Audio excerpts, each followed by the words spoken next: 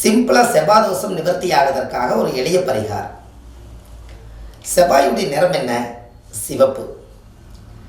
அப்போ செவ்வாயுடைய வஸ்திரம் என்ன? காவி. அப்போ ஏதோ ஒரு வழியில் சிவப்பு உள்ள வருது. ஒரு ஜாதகத்தில் செவ்வாய்ங்கிறது பிளட்டு சம்மந்தப்பட்ட தோஷம் தான் செவ்வாய் தோஷம். அப்போ இந்த தோஷத்தை நம்ம முறைப்படி நிவர்த்தி பண்ணணும் அப்படின்னு சொன்னால், நத்தச்சூரி கேள்விப்பட்டிருக்கிறீங்களா? நத்தைச்சூரி. இந்த நத்தைச்சூரிங்கிற ஒரு மூலிகை ஒரு மலங்காட்டுகளுக்குள்ளே நிறையா இருக்கும். ஒரு இவ்வளோ பெருசு கிடச்சிதுன்னா அந்த நத்தைச்சூரி வாங்கி நீங்கள் உங்களுக்கு ஜாதகத்தில் என்ன தோஷம் இருக்குது, 7ல் செவ்வாய் தோஷம் இருந்தால் 7 முறை தலை சுற்றுங்க, 8ல் செவ்வாய் தோஷம் இருந்தால் 8 முறை தலை சுற்றுங்க. கிழக்கு முகமாக உட்காந்து சுற்றணும். ஒரு நதியோரத்தில் போய் சுற்றணும். எதற்காக? 7 முறை தலை சுற்றி என்னை பிடிச்ச செவ்வாய் தோஷம் இனிமேல் என்னை விட்டு நிவர்த்தி ஆகுன்னு சொல்லி அந்த ஓடும் நதியில் கொண்டு போய் விட்டுட்டு வாங்க. அன்னையோடு உங்களுக்கு அந்த செவ்வாய் தோஷம் நிவர்த்தி ஆயிடும். எத்தை செய்மா நத்தைச்சூரி. அந்த காலத்தில் எல்லா வித்தைக்குமே நத்தைச்சூரி பயன்படுத்தியிருக்காங்க பாருங்கள். இதெல்லாம் அந்த காலத்தில் பெரிய அபூர்வமான விஷயம் அல்லவா? எத்தை செய்மா நத்தைச்சூரி.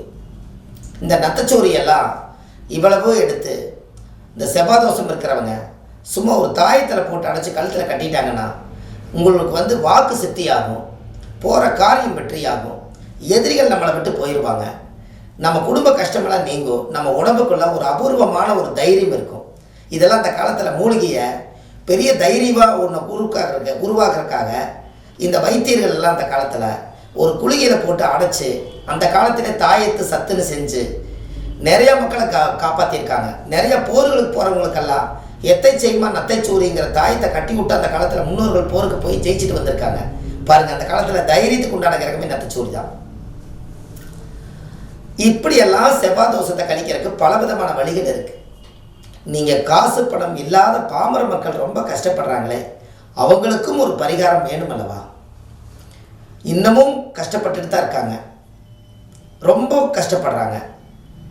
ஒரு 1000 ரூபாய் ஒரு பரிகாரம் பண்ணுறதுக்கு செலவு பண்ணுறதுக்கும் கூட அவங்க 2 நாள் கஷ்டப்பட்டு தான் சம்பாதிச்சு ஜீவனத்தை தேடிட்டு ஒரு வாழ்வாதாரத்தை நடத்த முடியும்னு சொல்லி ஒரு 1000 ரூபாய்க்கு பரிகாரம் பண்ணுறதுக்கும் கூட என்னால் முடியலன்னு சொன்னவங்கெல்லாம் நான் நிறைய நம்மக்கிட்ட ஜாதகம் பார்த்துருக்கேன்.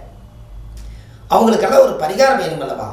ஒரு கலசங்கள் வச்சு யாகம் வளர்த்தி வாழை மரம் வச்சு பூஜை பண்ணி அப்படியெல்லாம் செவ்வாய் தோஷம் நிவர்த்தி பண்ணாமையே சிம்பிளாக ஏதாவது ஒரு பரிகாரம் சொல்லுங்கள், எங்ககிட்ட பணம் இல்லைன்னு சொல்லும் பொழுது தான் இந்த எத்தை செய்மா நத்தைச்சூரி ஞானத்தில் உதயமாகுது. அப்போ என்ன ஒரு கான்செப்ட்னு கேட்டிங்கன்னா, அந்த நத்தைச்சூரி செவ்வாயோட ஆதிக்கம். அப்போ செவ்வாய் தோஷம் நிவர்த்தியாக மூலிகை அந்த காலத்தில் தலையை சுற்றி வீசிட்டு போனாங்க, எல்லா காரியமும் நடந்துச்சு. அப்போ இதுக்கு அதுதான் சரியான வழி. அதனால் இது தாயத்தில் அந்த காலத்தில் போட்டு அடைக்கும் போதே செவ்வாய் தோஷத்தை நிவர்த்தி பண்ணித்தான் போருக்கு தாட்டி விட்டுருக்காங்க. அப்போ நத்தைச்சூரியை உடம்புல கட்டியிருக்காங்க. நீங்கள் உடம்புல கட்டுறக்கு கூட வெக்கப்பட்டாலும் கூட நீங்கள் தலையை சுற்றி ஓடும் நதியில் விட்டுவாங்க, அன்றையோட ஒரு செவ்வாய் தோஷம் நிவர்த்தி ஆயிடும். 2ல் செவ்வாய் இருந்தாலும் 2 முறை சுற்றுங்க, 4ல் செவ்வாய் இருந்தால் 4 முறை தலை சுற்றுங்க, 7ல் இருந்தால் 7 முறை சுற்றுங்க, 8ல் இருந்தால் 8 முறை சுற்றுங்க, 12ல் இருந்தால் 12 முறை சுற்றுங்க. நீங்கள் பிறக்கும்போது செவ்வாய் எந்த தோஷம் எந்த பாவகத்தில் நீங்கள் வாங்கி வந்தீங்களோ அந்த பாவகத்துக்கு தகுந்த மாதிரி நீங்கள் செய்யுங்க.